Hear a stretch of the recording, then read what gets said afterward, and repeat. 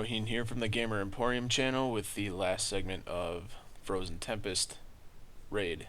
This is going to be the Crucia fight. It's a very long, drawn-out fight. You have to have a lot of situational awareness, just because of the fact there are so many mechanics. So looking at what we're looking at here, you start the fight. There's two mechs that come up, one on the left, one on the right. The red rings on the ground are toughness debuffs, so the tanks have to keep the mechs out of those. So what happens when you get the mechs down to where it's at now, where it's at 66% and 33%, he'll put up a shield. You have to DPS the refractured constructs that he spawns around him, the smaller adds.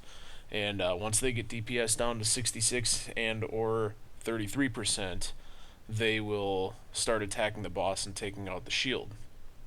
Once the first large construct is down, one of your raid members, usually like a bard or something of the sort, they get into the mech suit, and now they have a specific role to play where they have to keep Crucia drained of mana. You see Crucia's kind of like flying around up on the top there. I don't know if you caught that or not, but you have to keep her mana drained. You have to take the shield away off the second mech here, and like he just did there, he took the shield away. And Crucia will do an ability called Infinite Storm, where you have to actually jump up in the air with the mech, and right here I think you'll see she's flying around, so the mech is going to go up in the air and interrupt her Infinite Storm. Actually, it may not have been that part, but it happens. But with the view of the camera here, I didn't get a chance to catch that. Okay, here you saw him jump. So he goes up in the air. While he's up in the air, he interrupts Crucia's Infinite Storm, and then comes back down. Now you have a third mech in the middle that you have to DPS down. Now in this phase, all you have to do is DPS. The mech will have to take away his shield. You have an interrupt. Some of the mechanics that you're seeing here, the yellow bubbles, those are going to drop on whoever that mech targets, and they have to run away from the group. Usually we have them run left and the raid runs right. Twice during this phase, storm cannons will spawn. Keep the cannon interrupted as best as you can. A tank has to aggro the bomb, as you see there, and bring it to the cannon and be within radius of the cannon before it blows up. Lots of cleanses during that portion as well. Here we're running to the right again while someone ran to the left, and with that bubble you have to keep running. You cannot stop and let it stand in you, or you will die. So now that we're back in the middle here, the mech is taking out the shield. Our mech driver is taking out the middle mech's shield. Someone will get negated as well during this phase, as well as throughout the next phase. Basically, your mech person has to unnegate you. When you get negated, you pretty much lose all of your mana, and you can't really do anything, or you can't cast any spells because you have lack of mana. So this is the last bomb and the last cannon. The middle mech is down, so now this part is key. When you run up the bridge, make sure you jump over this gap. I had to edit the video right there because there was a little glitch in the recording. Of course, it had to be right there, but make sure you jump that gap or you will fall. Now this part here is where you're actually fighting Crucia on the second platform. We still have a mech. He's still keeping her mana drained, still unnegating party members that she negates. We're going to have tank swap abilities, or tank swap phases, where tanks will just have to switch after so many stacks. Here's what is called orbital strike. You need to have lots of big AoE heals here. Your wardens really have to do their job. So if you don't bring healers, if you look at the HPS meter down there on the bottom right, I mean, we have our healers doing between 10 and 12k. So and those are 3 wardens right there. So lots of big heals there. DPS her down to 60%. Orbital will happen twice, and just keep negating or unnegating people. There's a tank swap. There's a tank swap ability there.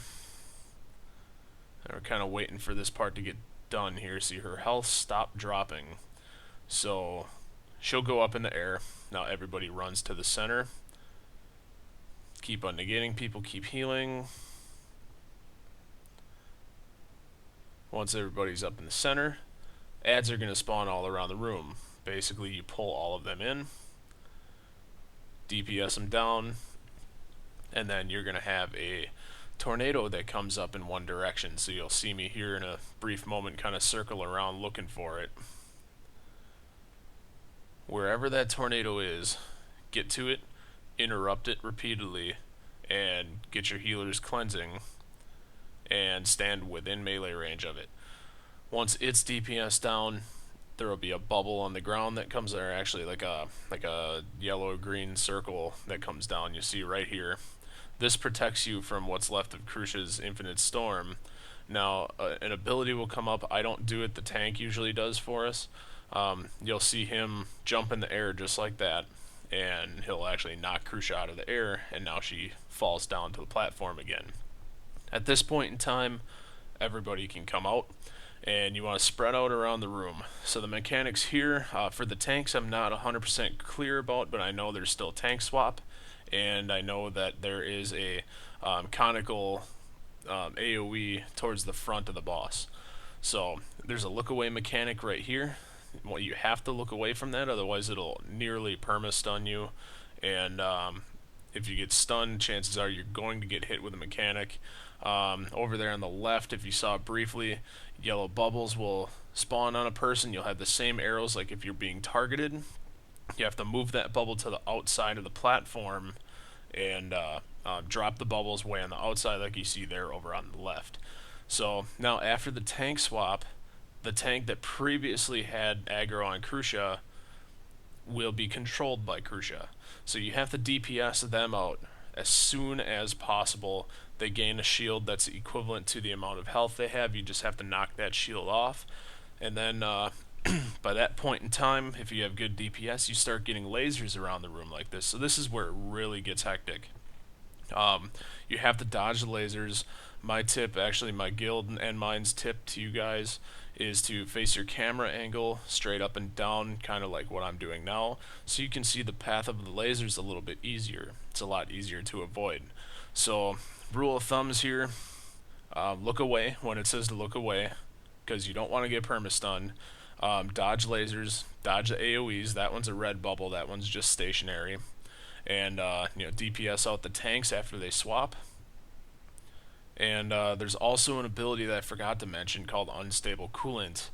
Unstable Coolant is a brutal dot that the healers need to cleanse off.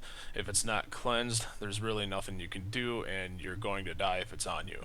So about 30% or so we pop Flaring Power and Wild Growth and Orchestra of the Plains, and then just DPS the hell out of her. Just remember with this fight, the enrage timer's between 7 and 8 minutes, and usually it's not a DPS fight. It's a mechanical and situational awareness fight.